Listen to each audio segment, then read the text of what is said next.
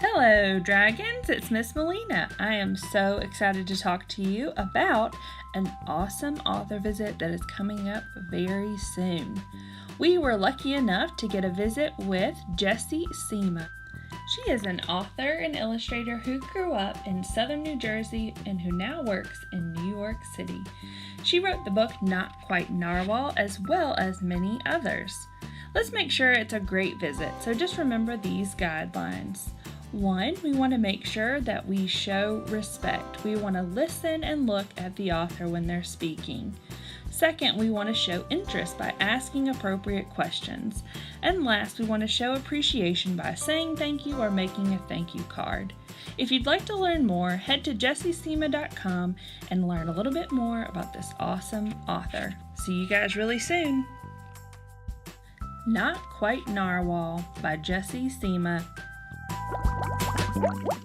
Kelp was born deep in the ocean. He knew early on that he was different from the other narwhals. His tusk wasn't as long as everyone else's. He had different tastes in food, and he wasn't a very good swimmer. But his friends didn't seem to mind, so Kelp decided he wouldn't either. That is, until he was swept away by a strong current. I wish I were a better swimmer. Kelp found himself at the surface, closer to land than he'd ever been before. High up on a cliff, he spotted a mysterious, sparkling creature. It looked so familiar. It looked like Kelp. Kelp swam toward land as fast as he could, which wasn't very fast at all, hoping that he could catch up with a creature that looked just like him. When he finally reached the shore, Kelp felt a little bit anxious. He had never left the ocean. He was nervous about walking for the first time, but the land creatures made it look so easy. Oof! It wasn't. Ow! Eventually he got the hang of it. Everything on land was strange and beautiful, but also kind of scary.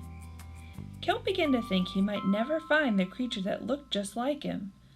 But as he stumbled out of the forest, land narwhals!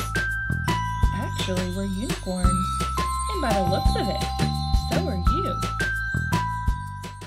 Kelp had never heard of unicorns before. They taught him all sorts of new things about his tusk. We call them horns.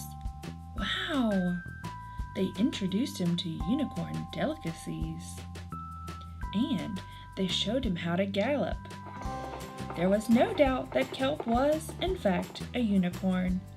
He was having so much fun that he didn't want to leave. But then he remembered all of his friends under the sea.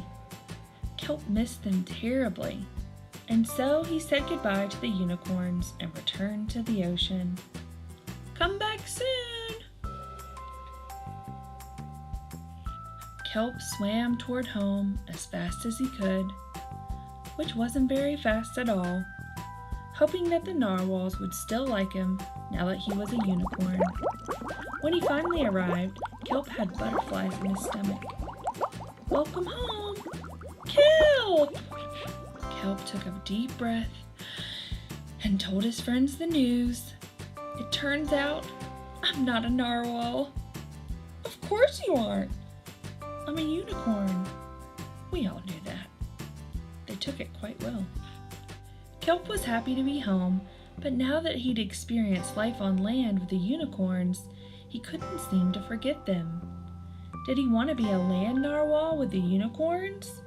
Or a sea unicorn with the narwhals? Kelp couldn't decide. But then he realized that maybe, just maybe, he didn't have to choose. I'm a unicorn! The end.